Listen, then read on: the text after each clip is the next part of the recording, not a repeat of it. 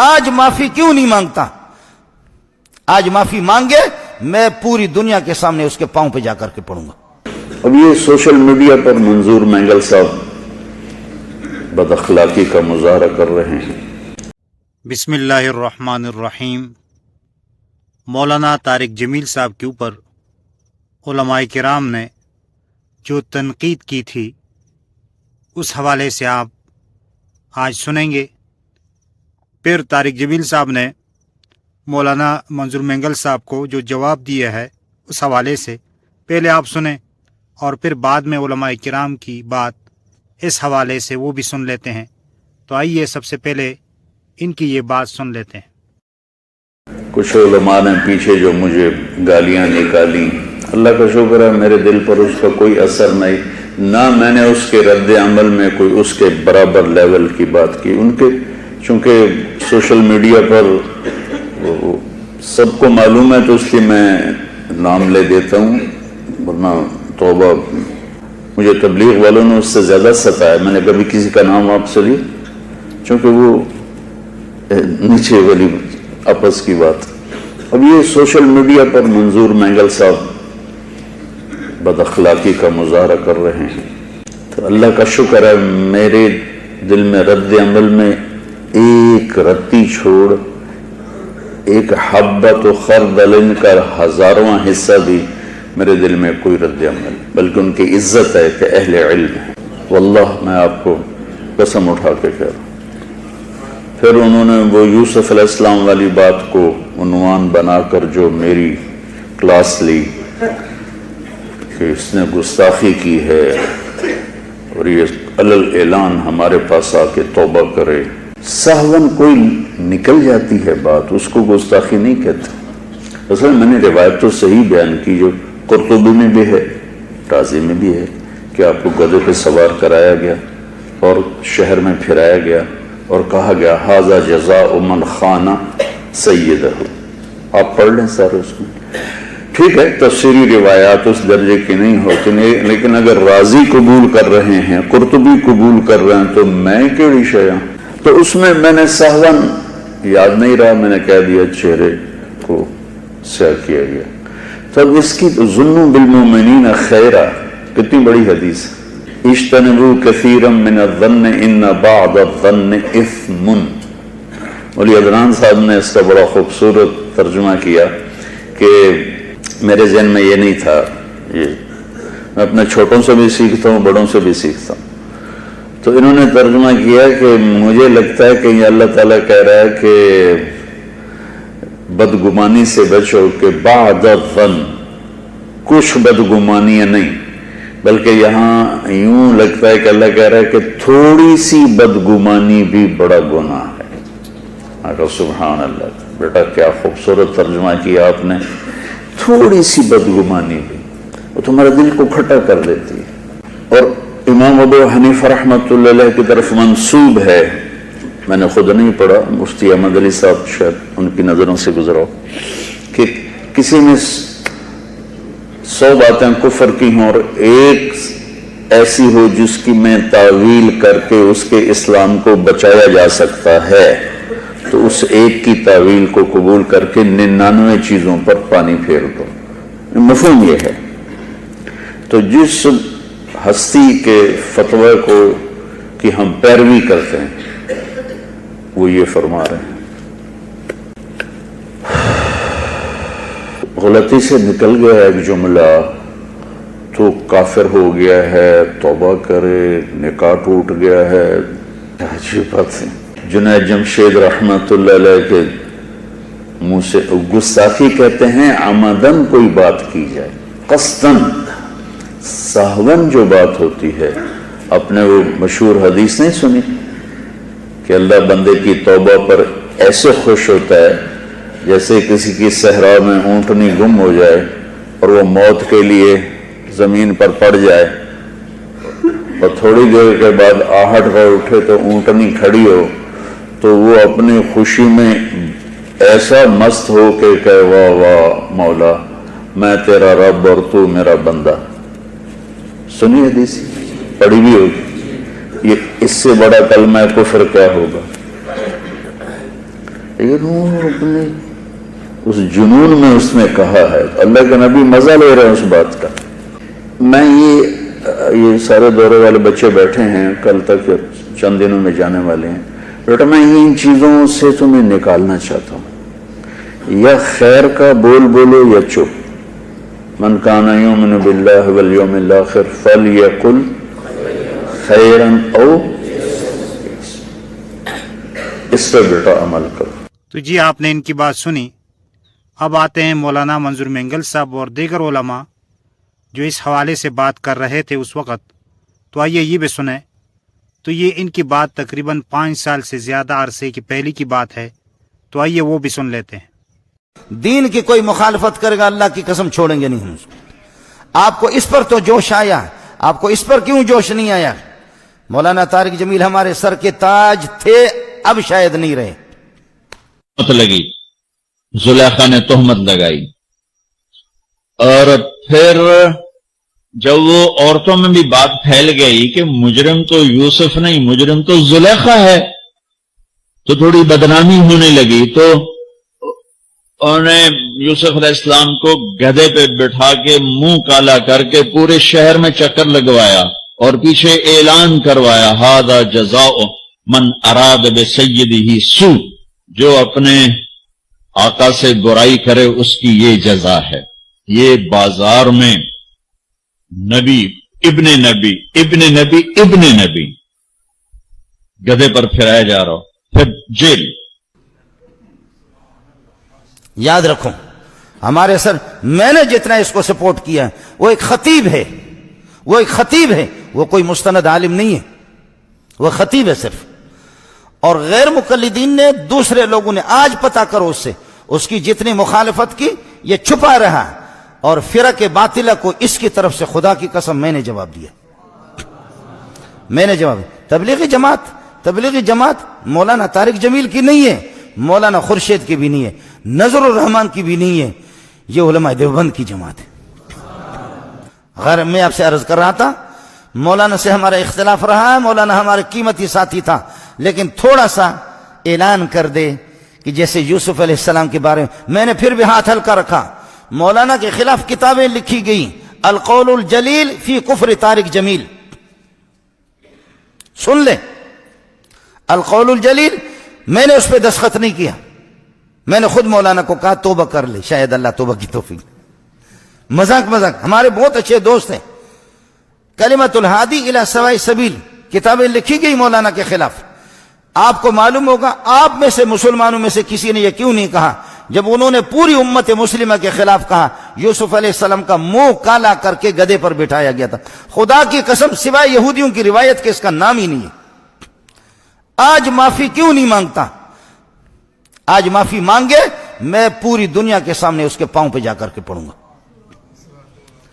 ورنہ بریلوی سے پتہ کر لے، جماعت اسلامی سے پتہ کرے، اہل حدیث سے پتہ کرے، دیوبندیوں سے پتہ کرے، تبلیغی اکابرین سے معلوم کر لے، کس مسلمان نے لکھا؟ یہودیوں کی ایک روایت تھی، میں نے حضرت کو یہاں بھی لکھ کر کے دیا، یہاں اس میں کئی دفعہ اس کو سمجھایا کہ اللہ کے لیے کچی باتیں نہ کرو، قرآن بھی دیکھا کرو اور حدیث دیکھا کرو۔ اس کی کوشش یہ ہوتی ہے کہ کچی باتیں بیان کرنا۔ مولانا ہمارے سر کے تاج تھے، انسان سے غلطی ہو جاتی ہے، معافی مانگے یوسف علیہ السلام سے، معافی مانگے، اور نہیں تو پھر آپ مجھ سے گلہ نہ کر لیں، میں اپنے رب کو راضی کر سکتا ہوں، آپ کو ناراض کر سکتا ہوں۔ یہ نیٹ پر موجود ہے، یہ لاکھوں انسانوں، پھر بھی سعودیہ کے علماء نے کافر قرار دیا، میں نے کافر نہیں کہا۔ آپ سعودیہ کے علماء کے بالکل موجود ہیں، انہوں نے کافر تک بھی قرار دیا کہ یوسف علیہ السلام کی توہین کیوں کی اس طرح۔ لکھا ہے کہ منظور مینگل نے طارق جلیل کو بہت کچھ کہا ہے، کیا علماء ایک دوسرے کو ایسے کہ جواب دے کہ طارق جمیل عالم نہیں ہے، وہ علماء کا بدترین دشمن، دین کا ایک مکار فریبی، تبلیغ کا وجود دنیا سے ختم کرنے والا ایک زہریلا سانپ ہے۔ اس کے علم کی کوئی بات سمجھ میں نہیں آئی۔ یہ جو مینگل نے کہا ہے شاید کم کہا ہے، وہ اس سے زیادہ کا حقدار ہے۔ بچے نے سوال کیا ہے نا کہ اس زمانے میں جھوٹی احادیث ہیں، اس کا آپ بتا دیں ابھی تک تو کوئی کتاب لکھی نہیں گئی. یہ ابھی ایک بیان آیا وہاں طارق جمیل صاحب کا کہ یوسف علیہ السلام کی جب جیل بھیجا گیا تو اس سے پہلے ان کا منہ کالا کر کے پورے شہر میں بھجایا گیا. کہاں یار سیدنا یوسف علیہ السلام کا ولیعوذ باللہ خدا کے پیغمبر تھے, کس نے آپ سے کہہ دیا کہ ان کا منہ کالا کیا گیا؟ جھوٹ کسی اور نے لکھا ہے, آپ اسے پبلک کو بتا رہے ہیں, آپ قائد ہیں, ہزاروں آدمیوں کی آپ رہنمائی فرما رہے ہیں, آپ پڑھیں تو صحیح نا, کوئی حوالہ تو بتائیں کہاں لکھا ہے. مولانا طارق جمیل صاحب کے کئی بیانات سن 10 سن لو, اور ان 10 میں جتنی حدیثیں وہ کہتے ہیں سب جھوٹ ہے. اس 20 سال ہو گئے اس صدی کو, یہ ہماری بات ہزاروں لوگ سنیں گے. ان 20 سالوں میں اتنا بڑا جھوٹا حضور صلی اللہ علیہ وسلم پہ جھوٹ اور تہمت لگانے والا ہم نے نہیں دیکھا جتنے مولانا طارق جمیل ہیں. 10 کیسٹیں سن لو, حدیثیں لے آؤ, ہمارے پاس حضرت ہی کے بعد جاؤ کہو حضرت یہ ذرا حدیث کہاں آئی ہے دکھا دو. پورا ڈھونگ رچایا ہے حضور صلی اللہ علیہ وسلم کے والد دادا پر نبی کریم صلی اللہ علیہ وسلم کی چند ایک پشتوں کا ذکر ملتا ہے.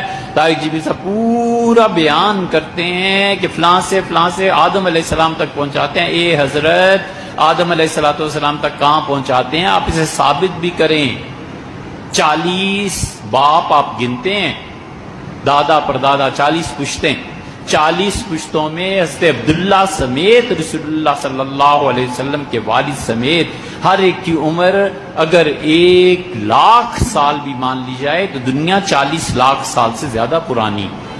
آپ ان آثار قدیمہ کو کیا کریں گے, آپ سائنس کی تحقیق کو کیا کریں گے؟ جب یہ جھوٹ ہے تو کیوں آپ لوگوں کے منہ آتے ہیں؟ اگلے جو منکر اور دہری ہیں وہ کہیں گے حضرت دنیا بنے کروڑوں سال ہو گئے, کس آدم کی بات آپ کرتے؟ کتنے جھوٹ گنوائیں. حضرت رسالت پناہ صلی اللہ علیہ وسلم کا نسب یہ ہے, یہ سب جھوٹ ہے. اللہ کہتا ہے تو یہ کر تو میں یہ کر, تو یہ کر کے تو دیکھ میں یہ کروں گا, تو کر کے تو دیکھ یہ میں کروں گا. یہ 8-10 جھوٹ گھڑے ہوئے, بڑا پاپولر ہوا, لوگوں نے بینرز اس کے چھاپ دیے. ایک صاحب ہمارے بھی دوست تھے, ہم اس میں لکھ دیا مسند احمد میں آیا. میں نے کہا مسند احمد یہ پڑھیے ذرا نکال دیں یہ کہاں ہے. چپ. اس کا نقصان یہ ہوتا ہے پھر جب ہم جیسے لوگوں کے پاس یہ چیزیں آتی ہیں اور عقل مند سائنس یہ وہ جدید پڑے ہوئے بچے آتے ہیں کہتے ہیں جی یہ ثابت کریں, ہم کہتے ہیں یار یہ جھوٹ ہے. لوگوں کا دین پہ اعتبار اٹھتا ہے. کہتے ہیں کہ ایک مولوی صاحب تقریر فرما رہے تھے, انہوں نے کہا کہ حضرت یوسف علیہ السلام کو جیل میں ڈالنے سے پہلے نعوذ باللہ ان کا منہ کالا کیا گیا, گدے پہ بٹھایا گیا, شہر کے چکر لگوائے گئے. نعوذ باللہ ثم نعوذ باللہ, لا حول ولا قوت الا باللہ. انا للہ و انا, اللہ پاک اپنے انبیاء کو اتنا ذلیل اور رسوا نہیں کرتے. انا لننصر رسلنا والذین آمنوا فی الحیات الدنیا ویوم یقوم الاشہاد. اللہ فرماتے ہیں ہم اپنے رسولوں کی مدد کرتے ہیں. یوسف علیہ السلام کا جیل جانا جو ہے یاد رکھو یہ کوئی بطور سزا تو تھا ہی نہیں. تمہیں کیوں گدھا پہ بھی بیٹھنا پڑ گیا؟ اس مولوی کو کسی نے بٹھایا ہوگا گدھا پہ, اس نے اپنا غصہ یوسف علیہ السلام پہ نکال دیا.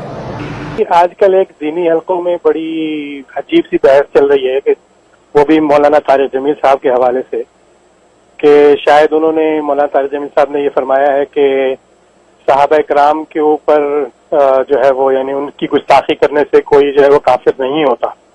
گو کہ طارق جمیل صاحب خود بڑے معتبر عالم دین ہیں, بڑی عزت ہے ان کی معاشرے میں, اور علماء کرام کے درمیان بھی بڑی عزت سے دیکھے جاتے ہیں. تو آپ کا علم اور آپ کی کیا اس کے بارے میں رائے, ذرا اس میں ہماری رہنمائی فرمائیں. جزاک اللہ خیر. جیسے آپ فرما رہے ہیں کہ وہ فرما رہے ہیں کہ اگر صحابہ کرام رضوان اللہ علیہ مجمعین کو کافر کہنے سے کوئی کافر نہیں ہوتا, تو یہ بات انہوں نے جو کہی ہے تو اب انہوں نے کس موج میں یہ بات کہی ہے؟ میں تو یہ کہتا ہوں کہ صحابہ کرام کی شان تو بڑی اونچی ہے. ابو بکر تو صدیق ہے, عمر تو فاروق ہے, عثمان تو غنی ہے, علی تو مرتضیٰ ہے. ان کو اتنا اونچا مقام حاصل ہے, وہ تو بہت دور کی بات. ایک عام مسلمان کو بھی اگر کوئی کافر کہہ دے, اس کافر کہنے پہ وہ آدمی کافر ہو جاتا ہے. صحابہ کی شان تو بہت اونچی ہے, مجھے اور آپ کو کوئی کافر کہہ دے تو اس پر وہ کافر ہو جاتا ہے. بھائی یہ تو نبی کا فرمان, نبی نے اصول بیان کر دیا ہے, سیاستہ کی حدیث ہے. اگر کسی مسلمان کو کسی نے کافر کہا تو کلمہ کفر اس شخص کی طرف جاتا ہے, اس کے دل کو جھانکتا ہے. چکر لگاتا ہے، اس کے دل میں اگر کفر نہیں ایمان ہے تو وہ واپس لوٹ کر اس کہنے والے کے قلب میں جا کے بیٹھ جاتا ہے اور کہنے والا کافر ہو جاتا ہے۔ تو نبی نے قیامت تک کے لیے اصول بیان کر دیا کہ ابو بکر عمر تو اونچی شان ہے، مجھے اور آپ کو کافر کہنے والا کافر ہو جاتا ہے۔ یہ تو اتنی خطرناک بات ہے۔ اور جبکہ صحابہ کرام رضوان، اور پھر میرے اور آپ کی ایمان کی ضمانت قرآن نے نہیں دی، صحابہ کرام رضوان اللہ علیہم اجمعین کے ایمان کی ضمانت تو قرآن نے دی ہے، بلکہ نہ صرف ایمان کی ضمانت دی ہے بلکہ ایمان کا معیار کو سوٹی قرار دیا، اور فرمایا فَإِنْ آمَنُوا بِمِثْلِ مَا آمَنْتُمْ بِهِ، اگر یہ لوگ ایمان لے آئیں جیسے اے صحابہ تم ایمان لائے ہو فقد اہتدوا، تو یہ لوگ ہدایت پا جائیں گے۔ تو گویا کہ ان کی ہدایت کی ضمانت دے دی، تو صحابہ کے ایمان کو تو ساری انسانیت کے ایمان کے لیے کسوٹی اور معیار قرار دے دیا ہے۔ تو ان کا ایمان تو اتنا یقینی کہ قرآن سنت اس کی گواہی دے رہا ہے، ایسے مومن کو کافر کہنے والا مسلمان رہ جائے، یہ بات تو بڑی عجیب ہے۔ اور انہوں نے جس کس موج میں کہی ہے وہی بہتر سمجھتے ہیں۔ میں یہ کہہ رہا ہوں عام مسلمان کو کافر کہنے والا کافر ہو جاتا ہے، اور جو صحابہ اکرام رضوان اللہ علیہم اجمعین کو کافر کہے، جن کی ضمانت قرآن و حدیث کے اندر موجود، جن کو بلکہ ایمان کی کسوٹی قرار دیا، وہ مسلمان کیسے رہ سکتا ہے؟ وہ کافر کیوں نہیں ہوگا؟ وہ تو یقیناً کافر ہوگا۔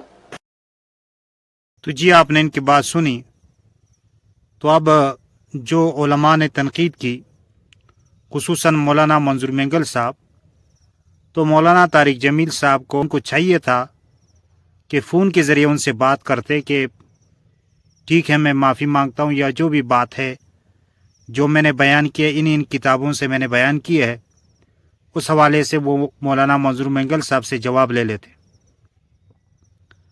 تو یہاں پر میڈیا پر آ کر اس طرح علماء کے بارے میں بات کرنا عوام کے سامنے، تو اس سے کیا ہوتا ہے؟ اس سے اختلاف اور بڑھتا ہے، جبکہ ان کا طریقہ یہ ہے کہ اختلاف کو نہ چھیڑا جائے۔ تو اب دیکھیں ان کے بعد سے کتنے تاثر لوگوں نے حاصل کی۔ دیکھیں مولانا منظور مینگل صاحب جو ہے وہ حسد کر رہے ہیں، یہ کر رہے ہیں، وہ کر رہے ہیں، جبکہ وہ کتاب کے حوالے سے بات کر رہے ہیں اور دینی بات کر رہے ہیں، جو علمی بحث ہے، علمی بات ہے، وہ کر رہے ہیں۔ ورنہ میں سمجھتا ہوں کہ ان کا کوئی عزت نہیں ہے، کوئی حسد نہیں ہے، جو بات انہوں نے کی ہے اس کے اوپر انہوں نے تبصرہ کیا ہے۔